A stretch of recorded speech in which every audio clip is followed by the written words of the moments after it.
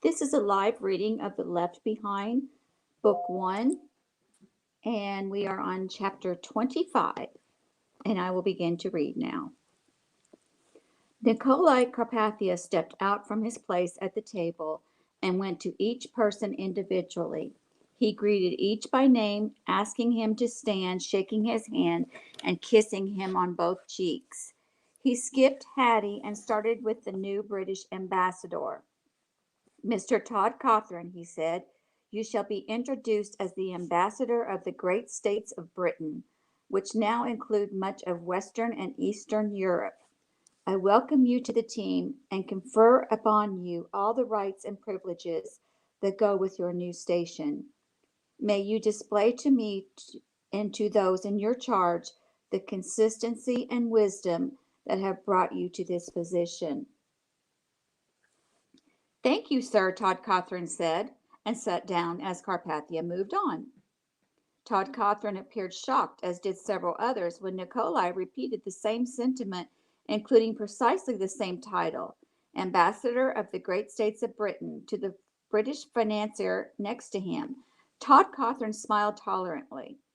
Obviously, Carpathia had merely misspoken and should have referred to the man as one of his financial advisers. Yet Buck had never seen Carpathia make such a slip. All around the four-sided table configuration, Carpathia went, one by one, saying exactly the same words to every ambassador, but customizing the litany to include the appropriate name and title. The recitation changed until only slightly for his personal aides and advisors. When Carpathia got to Buck, he seemed to hesitate. Buck was slow in the draw, as if he wasn't sure he was to be included in this. Carpathia's warm smile welcomed him to stand. Buck was slightly off balance, trying to hold pen and notebook while shaking hands with the dramatic Carpathia. Nikolai's grip was firm and strong, and he maintained it throughout his recitation. He looked directly into Buck's eyes and spoke with quiet authority. Mr. Williams, he said, I welcome you to the team and confer upon you all the rights and privileges that go with your station. What was this? It was not what Buck expected, but it was so affirming, so flattering. He was not part of any team, and no rights or privileges should be conferred upon him. He shook his head slightly to signal that Carpathia was again confused, that he had apparently mistaken Buck for someone else. But Nikolai nodded slightly and smiled all the more, looking more deeply into Buck's eyes. He knew what he was doing. May you display to me and to those in your charge the consistency and wisdom that have brought you to this position. Buck wanted to stand taller to thank his mentor, his leader, the bestower of this honor, but no, it wasn't right. He didn't work for Carpathia. He was an independent journalist, not a supporter, not a follower, and certainly not an employee. His spirit resisted the temptation to say, thank you, sir, as everyone else had. He sensed and read the evil of the man, and it was all he could do to keep from pointing at him and calling him the Antichrist. He could almost hear himself screaming it at Carpathia. Nikolai still stared, still smiled, still gripped his hand. After an awkward silence, Buck heard chuckles, and Carpathia said, you are most welcome, my slightly overcome and tongue-tied friend. The others laughed and applauded as Carpathia kissed him, but Buck did not smile. Neither did he thank the Secretary General. Bile rose in his throat. As Carpathia moved on, Buck realized what he had endured. Had he not belonged to God, he would have been swept into the web of this man of deceit. He could see it in the others' faces. They were honored beyond measure to be elevated to this tier of power and confidence. Even Chaim Rosenzweig. Hattie seemed to melt in Carpathia's presence. Bruce Barnes had pleaded with Buck not to attend this meeting, and now Buck knew why. Had he come in prepared, had he not been prayed for by Bruce and Chloe, and probably Captain Steele, who knows whether he would have made his decision and his commitment to Christ in time to have the power to resist the lure of acceptance and power. Carpathia went through the ceremony with Steve, who gushed with pride. Nikolai eventually covered everyone in the room except the security guard, Hattie and Jonathan Stonical. He returned to his place and turned first to Hattie. "Miss Durham," he said, taking both her hands in his, "you shall be introduced as my personal assistant. Having turned your back on a stellar career in the aviation industry, I welcome you to the team and confer upon you all the rights and privileges that go with your new station. May you display to me and to those in your charge the consistency and wisdom that have brought you to this position." Buck tried to catch Hattie's eye and shake his head, but she was zeroed in on her new boss. Was this Buck's fault?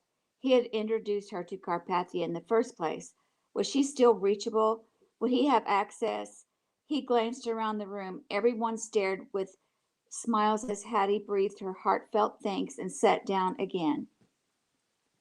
Carpathia dramatically turned to Jonathan Stonical. The latter smiled a knowing smile and stood regally. "Where do I begin, Jonathan, my friend?" Carpathia said.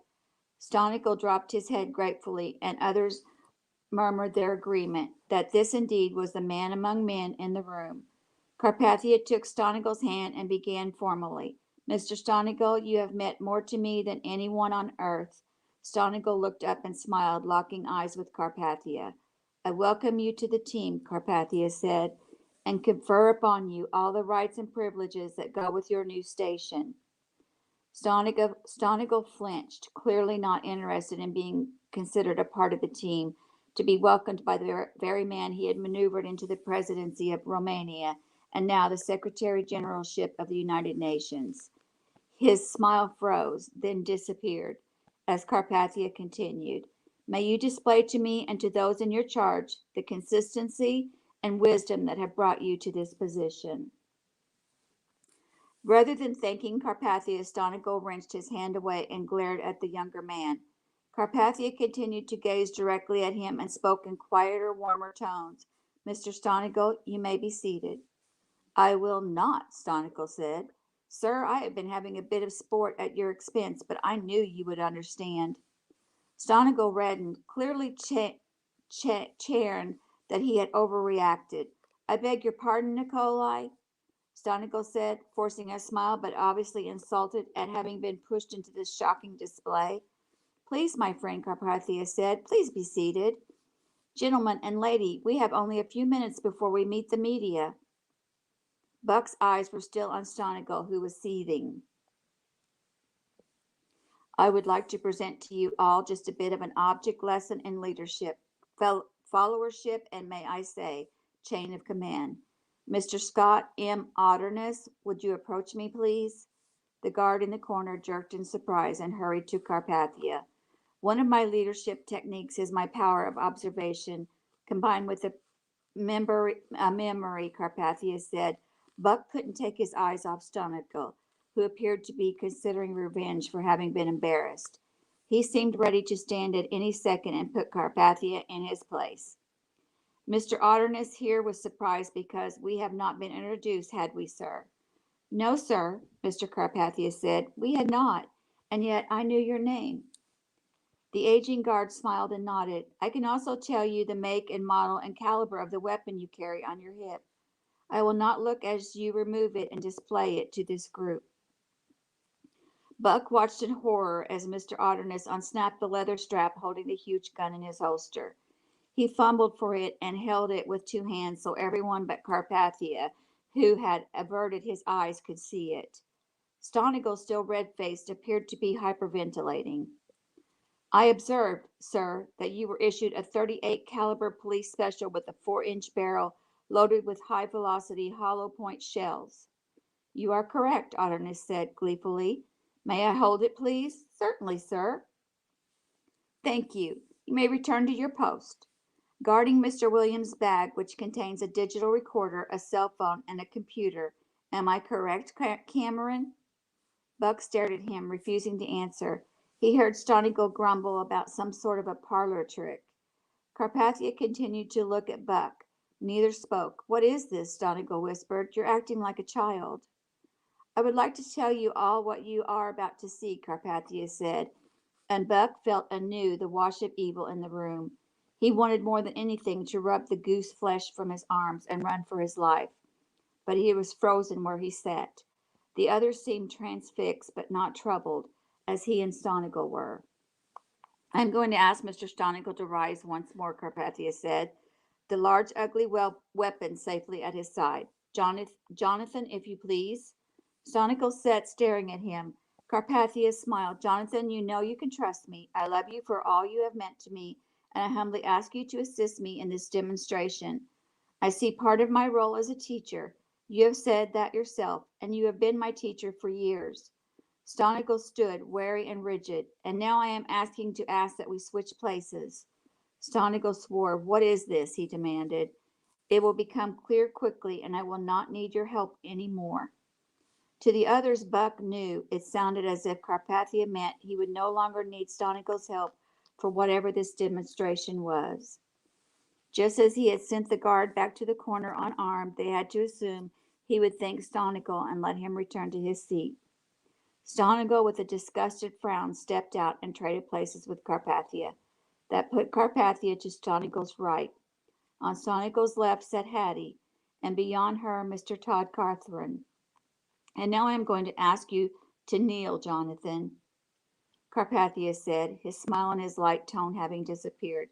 To Buck it seemed as if everyone in the room sucked in a breath and held it. "That I will not do," Stonigal said. "Yes, you will," Carpathia said quietly. "Do it now." "No, sir, I will not," Stonigal said. "Have you lost your mind? I will not be humiliated. If you think you have risen to a position over me, you are mistaken." Carpathia raised the .38, cocked it, and stuck the barrel into Stonigal's right ear. The older man at first jerked away, but Carpathia said, "Move again, and you are dead." Several others stood, including Rosenzweig, who cried plaintively, "Nikolai!" "Everyone be seated, please," Carpathia said, calm again. "Jonathan, on your knees." Painfully the old man crouched, using Hattie's chair for support. He did not face Carpathia or look at him. The gun was still in his ear. Hattie sat pale and frozen. "My dear," Carpathia said, leaning toward her over Stonigal's head, "you will want to slide your chair back about 3 feet so as not to soil your outfit." She did not move. Stonigal began to whimper. "Nikolai, why are you doing this? I am your friend. I am no threat." "Begging does not become you, Jonathan. Please be quiet, Hattie," he continued, looking directly into her eyes now. "Stand and move your chair back and be seated. Hair, skin, skull, tissue, and brain matter will mostly be absorbed by Mr. Todd Cothran and the others next to him. I do not want anything to get on you." Hattie moved her chair back, her fingers trembling. Stonigal whined, "No, Nikolai, no." Carpathia was in no hurry. "I am going to kill Mr. Stonigal with a painless hollow point round to the brain, which he will neither hear nor feel. The rest of us will experience some ringing in our ears. This will be instructive for you all. You will understand cognitively that I am in charge, that I fear no man, and that no one can oppose me." Mr. Otterness reached for his forehead as if dizzy and slumped to one knee. Buck considered a suicidal dive across the table for the gun, but he knew that others must die for his effort. He looked to Steve, who sat motionless as the others. Mr. Todd Cothran shut his eyes and grimaced, as if expecting the report any second. "When Mr. Stonigal is dead, I will tell you what you will remember, and lest anyone feel I have not been fair, let me not neglect to add that more than gore will wind up on Mr. Todd Cothran's suit. A high-velocity bullet at this range will also kill him, which, as you know, Mr. Williams, is something I promised you I would deal with in due time." Todd Cothran opened his eyes at that news, and Buck heard himself shouting "No" as Carpathia pulled the trigger. The blast rattled the windows and even the door. Stonigal's head crashed into the toppling Todd Cothran, and both were plainly dead before their intertwined bodies reached the floor. Several chairs rolled back from the table as their occupants covered their heads in fear. Buck stared, mouth open, as Carpathia calmly placed the gun in Stonigal's limp right hand and twisted his finger around the trigger. Hattie shivered in her seat and appeared to try to emit a scream that would not come. Carpathia took the floor again. What we have just witnessed here, he said kindly, as if speaking to children, was a horrible, tragic end to two otherwise extravagantly productive lives. These men were two I respected and admired more than any others in the world. What compelled Mr. Stonigal to rush the guard, disarm him, take his own life, and that of his British colleague, I do not know, and may never fully understand. Buck fought within himself to keep his sanity, to maintain a clear mind, to, as his boss had told him on the way in, remember everything. Carpathia continued, his eyes moist. All I can tell you is that Jonathan Stonigal told me as recently as at breakfast this morning that he felt personally responsible for two recent violent deaths in England and that he could no longer live with the guilt. Honestly, I thought he was going to turn himself into international authorities later today, and if he had not, I would have had to. How he conspired with Mr. Todd Cawthron, which led to the deaths in England, I do not know. But if he was responsible, then in a sad way, perhaps justice was meted out here today. We are all horrified and traumatized by having witnessed this. Who would not be? My first act as Secretary General will be to close the UN for the remainder of the day and to pronounce my regrettable benedictory obituary on the lives of two old friends. I trust you will all be able to deal with the unfortunate occurrence and that it will not forever hamper your ability to serve in your strategic roles. Thank you, gentlemen. While Miss Durham phones security, I will be polling you for your version of what happened here. Hattie ran to the phone and could barely make herself understood in her hysteria. Come quick, there's been a suicide and two men are dead. It was awful. Hurry. Mr. Plank, Carpathia said. That was unbelievable, Steve said, and Buck knew he was dead serious. When Mr. Stonigal grabbed the gun, I thought he was going to kill us all. Carpathia called on the United States ambassador. Why, I've known Jonathan for years, he said. Who would have thought he could do something like this? I'm just glad you're all right, Mr. Secretary General, Chaim Rosenzweig said. Well, I am not. I am not all right, Carpathia said. Excuse me just a second.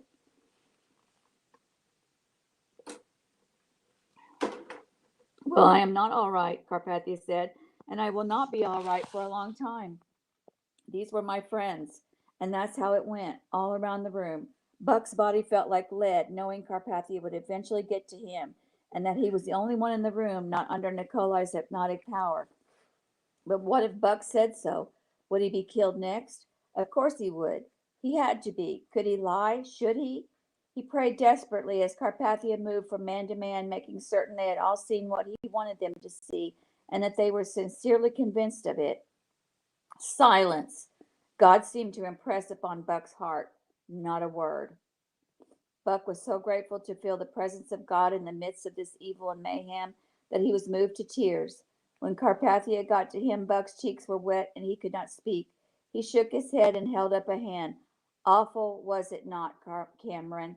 The suicide that took Mr. Todd Cawthron with it. Buck could not speak and wouldn't have if he could. You cared for and respected them both, Cameron, because you were unaware that they tried to have you killed in London. And Carpathia moved on to the guard. Why could you not keep him from taking your gun, Scott? The old man had risen. It happened so fast. I knew who he was, an important rich man, and when he hurried over to me, I didn't know what he wanted. He ripped that gun right out of my holster, and before I could react, he had shot himself. Yes, yes, Carpathia said as security rushed into the room. Everyone talked at once as Carpathia retreated to a corner, sobbing over the loss of his friends. A plainclothesman asked questions. Buck headed him off. You have enough witnesses here. Let me leave you my card and you can call if you need me. The cop traded cards with him and Buck was permitted to leave. Buck grabbed his bag and sprinted for a cab, rushing back to the office. He shut and locked his office door and began furiously banging out every detail of the story. He had produced several pages when he received a call from Stanton Bailey. The old man could hardly catch his breath between his demanding questions, not allowing Buck to answer. Where have you been? Why weren't you at the press conference? Were you in there when Stonigal offed himself and took the Brit with him? You should have been here. There's prestige for us having you in there. How are you going to convince anybody you were in there when you didn't show up for the press conference? Cameron, what's the deal? I hurried back here to get the story into the system. Don't you have an exclusive with Carpathia now? Buck had forgotten that, and Plank hadn't reconfirmed it. What was he supposed to do about that? He prayed, but sensed no leading. How he needed to talk to Bruce or Chloe or even Captain Steve. I'll call Steve and see, he said. Buck knew he couldn't wait long to make the call, but he was desperate to know what to do. Should he allow himself to be in a room alone with Carpathia? And if he did, should he pretend to be under his mind control as everyone else seemed to be? If he hadn't seen this for himself, he wouldn't have believed it. Would he always be able to resist the influence with God's help? He didn't know. He dialed Steve's cell, and the call was returned a couple of minutes later. Really busy here, Buck. What's up? I was wondering if I've still got that exclusive with Carpathia. You're kidding, right? You heard what happened here, and you want an exclusive? Heard. I was there, Steve. Well, if you were here, then you probably know what happened before the press conference. Steve, I saw it with my own eyes. You're not following me, Buck. I'm saying if you were here for the press conference, you heard about the Stonigal suicide in the preliminary meeting, the one you were supposed to come to. Buck didn't know what to say. You saw me there, Steve. I didn't even see you at the press conference. I wasn't at the press conference, Steve, but I was in the room when Stonigal and Todd Cawthron died. I don't have time for this, Buck. It's not funny. You were supposed to be there. You weren't there. I resent it. Carpathia is offended, and no, no exclusive. I have credentials. I got them downstairs. Then why didn't you use them? I did. Steve hung up on him. Marge buzzed and said the boss was on the line again. What's the deal with you not even going to that meeting? Bailey said. I was there. You saw me go in. Yeah, I saw you. You were that close. What did you do? Find something more important to do? You got some fast talking to do, Cameron. I'm telling you, I was there. I'll show you my credentials. I just checked the credential list and you're not on it. Of course I'm on it. I'll show them to you. Your name's there, I'm saying, but it's not checked off. Mr. Bailey, I'm looking at my credentials right now. They're in my hand. Your credentials don't mean dirt if you didn't use them, Cameron. Now, where were you? Read my story, Buck said. You'll know exactly where I was. I just talked to 4 people who were there, including a UN guard.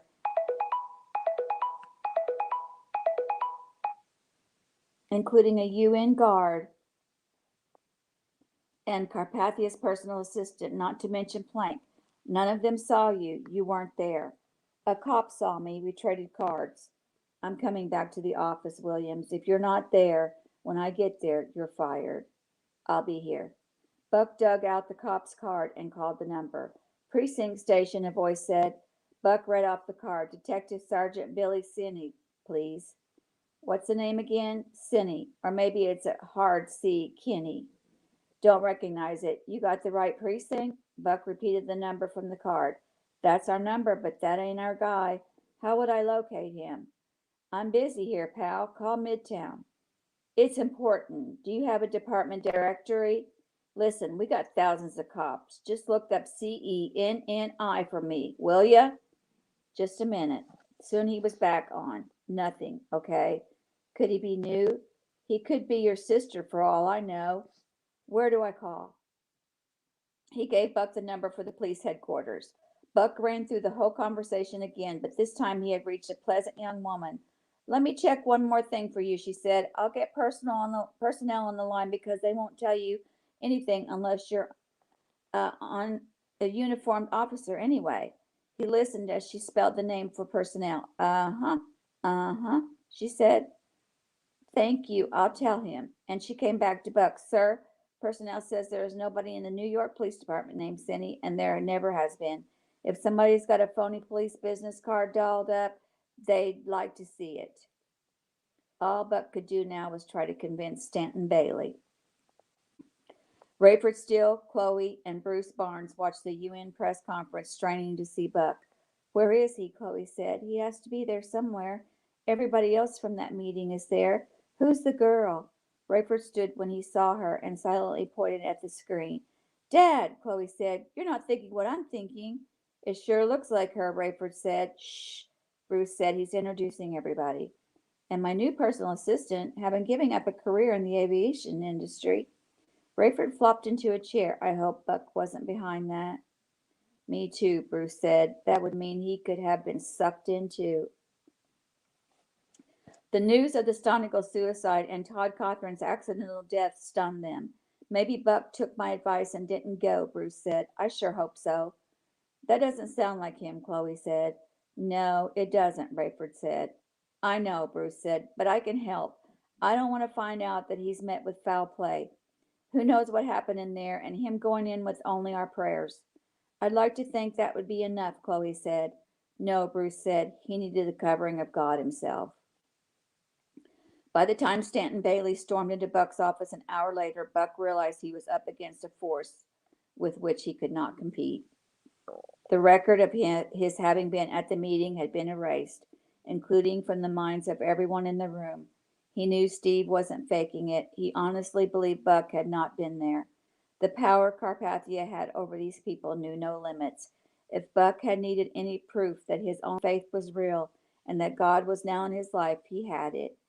Had he not received Christ before entering that room, he was convinced he would be just another of Carpathia's puppets. Bailey was not in a disgusting mood, so Buck let the old man talk, not trying to defend himself. I don't want any more of this nonsense about your having been there. I know you were in the building, and I see your credentials, but you know, and I know, and everybody who was in there knows that you weren't. I don't know what you thought was more important, but you were wrong. This is unacceptable and unforgivable, Cameron. I can't have you as my executive editor.